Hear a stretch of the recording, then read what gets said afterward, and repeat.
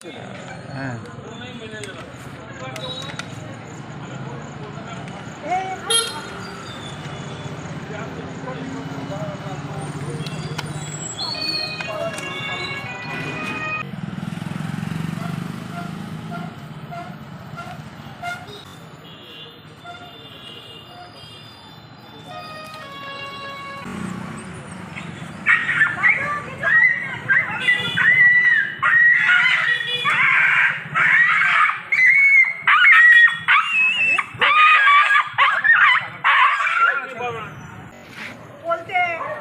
বলতে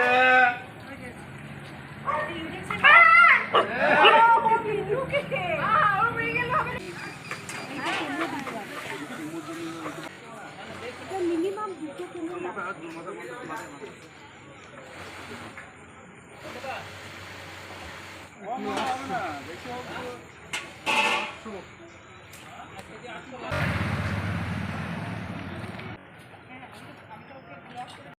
মানে যেটুকু করতে পারে কাকিমা কাকু করে।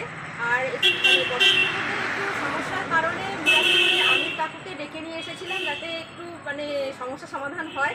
তো কাকু আমাদের খুবই হেল্প করেছে। গতকালও এসেছিলেন কিন্তু প্রচণ্ড বৃষ্টির জন্য বেরোতে পারেনি, অনেক রাত হয়ে গেছিলো, সেই জন্য সমস্যা সমাধান আমরা করতে পারিনি।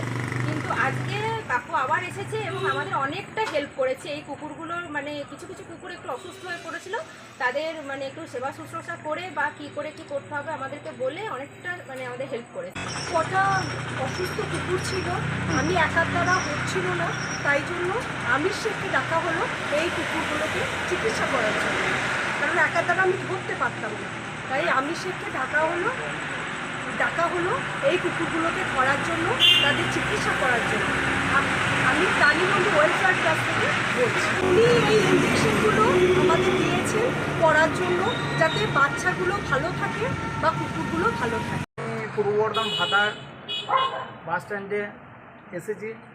গতকালকে এসেছিলাম, অতিরিক্ত বৃষ্টির কারণে অবলা প্রাণী সেবা করতে পারি না। আমি আবার বাড়ি ফিরে যাই 10:30টার দিকে। আমার দাদা খোকনদা রিপোর্ট দেয়, আমি ভিজে ভিজেই বাড়ি যাই এবং বসিটা ঠিক করায়। এই অবলা প্রাণীর এই যে কত কুকুর দু একটা ক্ষত থাকে, হয়তো কুকুর ধরা দেয় না, আমার সাথে যোগাযোগ করে।